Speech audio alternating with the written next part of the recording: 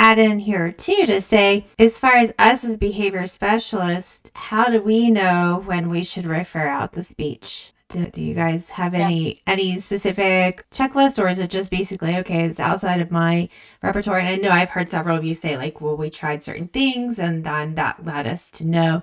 But is there a specific checklist or a specific rule that we should follow that, maybe a general rule for those listening who think, oh gosh, I'm not really sure. When should I reach out to another specialist? Yeah, that's not within my scope. But sometimes we feel like it is, right? Like sometimes we're so sad, oh, this must be behavioral, or we can do these things and work on it. But what if we find ourselves 3 years down the road, or and we realize, oh gosh, well, when should we refer out to speech therapist? I tend to look at it. I've talked way too much. Go ahead, Brooke.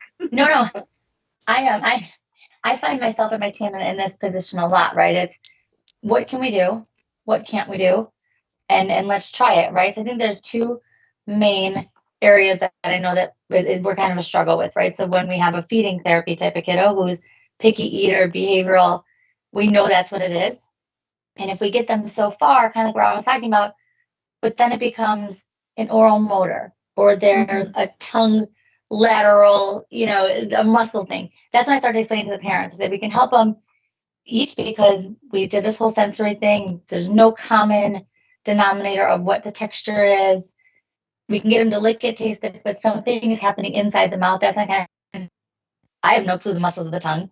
I have no clue the muscles of the mouth. So this is when we start to break it down and say, I've gotten them behaviorally to lick it, to put it in their mouth, if that's the plan, whatever our task analysis is, but it's just not getting down, right? There's something going on, and I have no clue what that muscle is in the back, back part of your tongue. So that's when I kind of start to refer out when we've kind of exhausted our scope that I'm used to. But then also we've kind of gotten into this thing where the devices, right? So the devices have become a big part of ABA sessions. And I've sat in with lots of our speech therapists that we collaborate with who challenge them a little bit, right? We're trying to get a response from a child, and the child starts just pressing any random button, right? And the speech therapist is like, oh, this is great. Now they're talking about cats and dogs, this and that. And I'm just, hold on. I asked them what this color is, and you want me to now reinforce them pressing any button on the thing.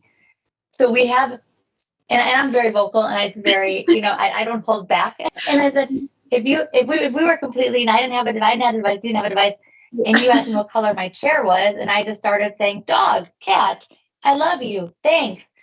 You're gonna look at me and what are you talking about, right? The color is the color of the chair. So that's kind of where I've hit my head against the wall, where I'm like, I'm not reinforcing that, right? Because the device is supposed to be used as their language.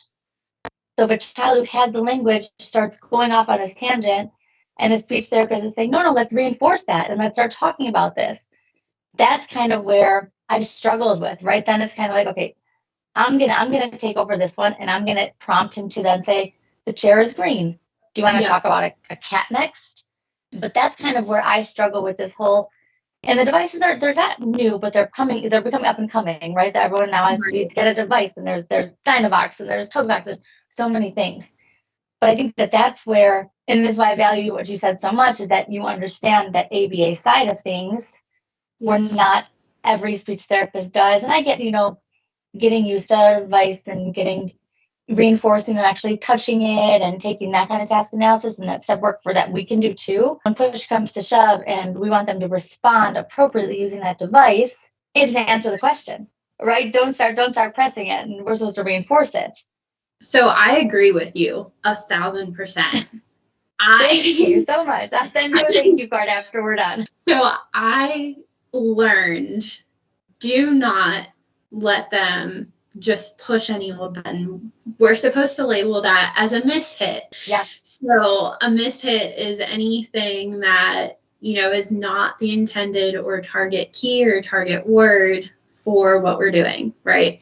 So perfect example, something that is very recent. One of our kiddos on our caseload right now, they have a device. They already had one with me coming into the home, and they like to push just any random button.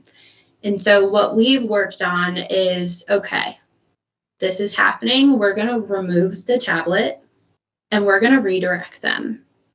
And then while we're redirecting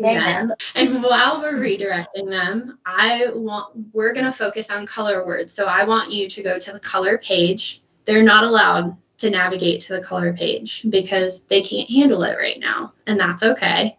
We'll get them there eventually. So I'm having the RBTs get to the color page. Then once we've redirected, now we're going to reintroduce it. And then, oh, what color block is this? Or what color do you want? And then we're going to give them a chance. We're going to see what they're going to do. If they're going back to, hitting all kinds of buttons, we're going to remove it again. Maybe today's not the day to use this. Or they hit that one button, maybe they hit blue.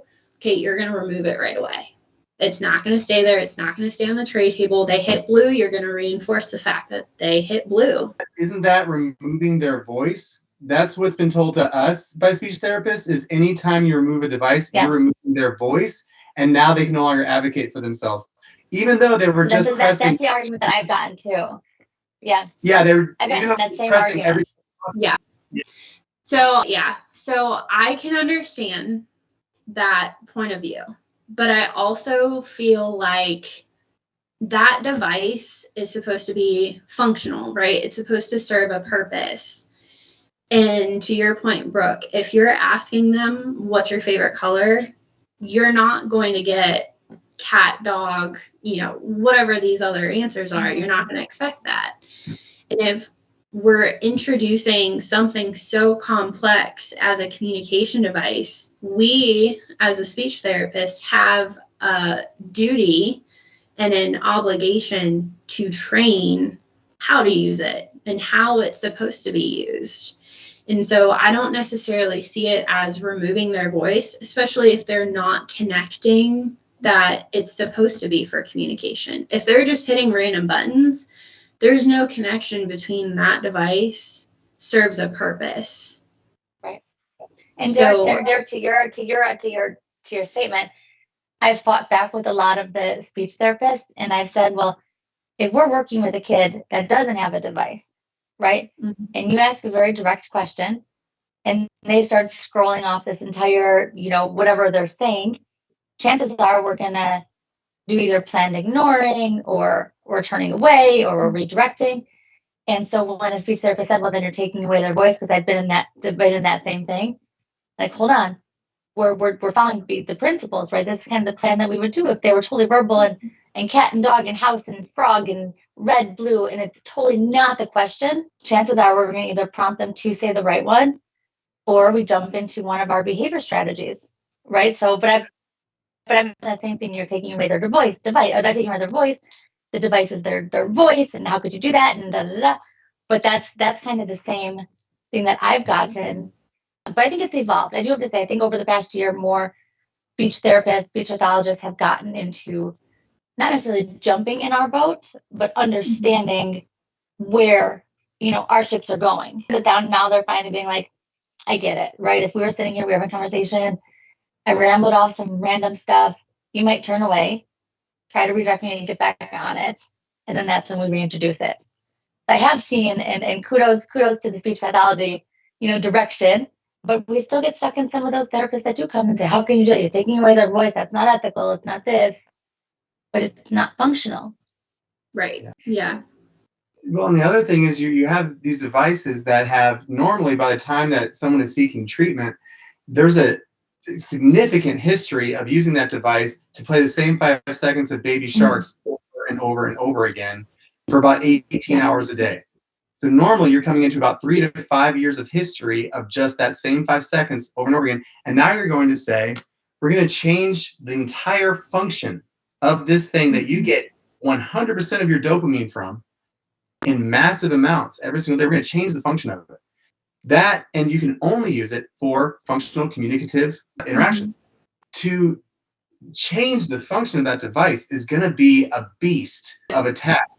And when you're talking about, just simply removing it, that's how people end up in the hospital when you're talking about a device, because it's so stimulating and there's such a powerful history even though I think that the public is starting to gain some of the understanding of the harms of excessive tablet use for young children. But that's where we get called because there's behavior issues related to with this incredibly powerful device that's dangerous, how powerful it is. And then we have to try to listen to a speech therapist say, well, just change the function of that thing to only communication. And then just deal with the behavior that's going to unavoidably come from that. So there are some hurdles to it. And then when you finally break through all that behavior and you try to create a new history of using it functionally, you will end up with just the end of the road, which is simple requests. The end of the road in most cases is cracker. I can't say, Mom, I had a bad day at school today because someone made fun of my shirt. It's cracker. Are there abilities to go beyond simple requests? Sure. Do they get trained frequently and regularly from most clients? I don't think so. It's the end of the road in most cases is cracker. And that's a ton of time that could have been gone to encouraging vocal speech that is universally understood. But now we're at the end of the road with cracker or juice. So, and I think to your point, that also comes back to training, right? And competence. And I know that I've encountered so many therapists in the past who thought speech generating devices were awful. We shouldn't recommend them. We should keep them on PECs. We should have signs and try for their voice. But I see it as more of a key. Like I mentioned earlier, it can serve multiple purposes, right? So if they're going home, they're using it. It can be the difference between getting a word out and staying stuck on a word, right? They can find it within their food folder or their activity folder, wherever it's at. They could also use it for auditory reinforcement if we are working on speech sounds. So let's say we're working on the velar sounds, which are G and K. We want go, right? I've had great experience with someone working on go, pushing it on the device and practicing it in front of the mirror.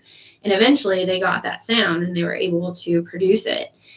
I think we get so stuck sometimes and we pigeonhole ourselves as therapists when we think that something only serves one purpose or we can only use it for one thing.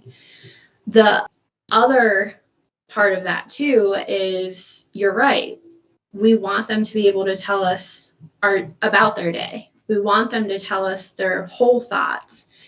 We don't want them to just use one word phrases. That also goes back to training. We need to understand that this isn't just for one word, right? We as speech therapists, if you're willing, right? Not everyone's going to have this training, but if you're willing to learn the skill, you can learn how to modify all of these devices, the Tobii Dynavoxes, the PRC, the Saltillos. You can learn that, and it can grow with the child.